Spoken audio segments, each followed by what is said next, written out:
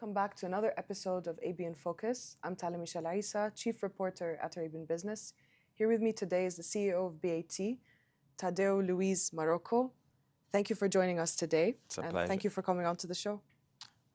My pleasure.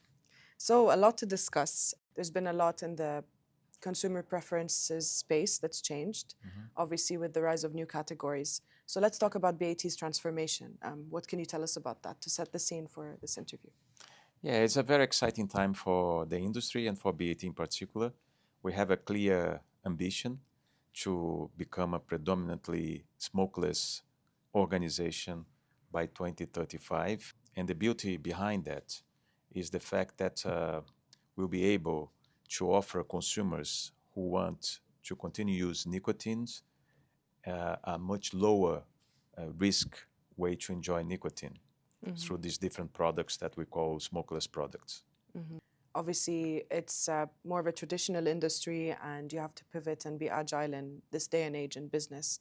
How was it at the beginning of this journey of, shifting your focus towards new categories?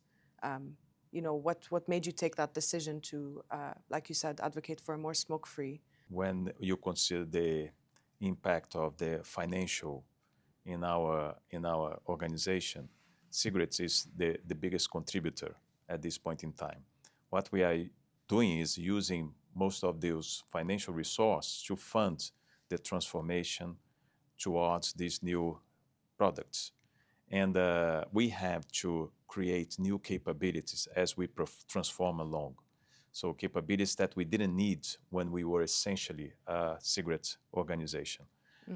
We have to, for example, invest a lot behind science. We have to invest a lot in terms of innovation, in terms of data analytics, in terms of intellectual properties. So it's an upscaling our talent and creating space for new talent to join. In that sense, is a full rounded transformation that we are going through. And today, almost 18% of the total revenue of the group is coming from those smokeless products. It's going to be interesting to see where, how much of that revenue is going to increase in this space over the next few years.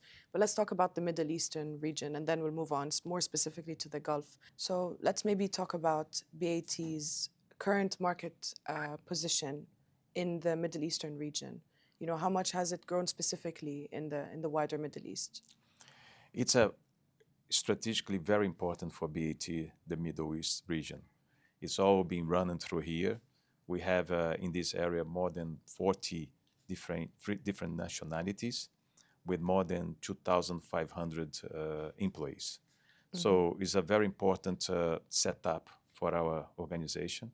And obviously, we are very keen to work together with the government because we see the consumers are very progressive.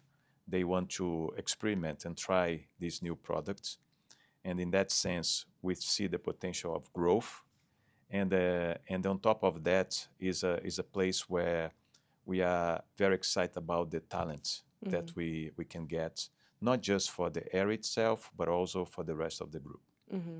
How have you seen the demand for this product in the region evolve?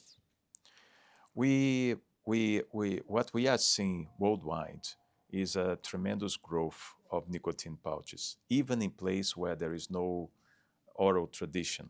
And also the fact that there is no combustion, so there is no inhalation. So it's the closest you can get for a nicotine replacement therapy, for example. So health-wise, it sits very in the extreme of a lower risk in terms of consumption of nicotine. And we have very invested a lot behind our Velo brand, and it's doing extremely well in the duty-free in the Middle East. And the brand equity is growing because it's a product that wherever we are launching is gaining leadership in the market. Interesting. Well, thank you so much for your time today. Is there anything else you'd like to add? I would like to thank you for the interview, to have me here today. Like I said, the Middle East is a very strategic part of our group. That's the reason why we have our areas set up here. There is a prospect of growth that is very unique, there is the progressiveness from the consumer point of view, there is the support from the government, not just in terms of our industry itself, but also in terms of the enablers of our transformation. I'm very impressed, for example, in my visit here more recently with all the efforts done by the government to incentivize, for example, artificial intelligence development, innovation, technology. These are all raw material for us to feed into our transformation. Yeah, of course, especially if you're focusing on R&D. This is a hotbed for innovation, I guess. That's right. Well, thank you so much for your time. Thank you for having me. Thank you.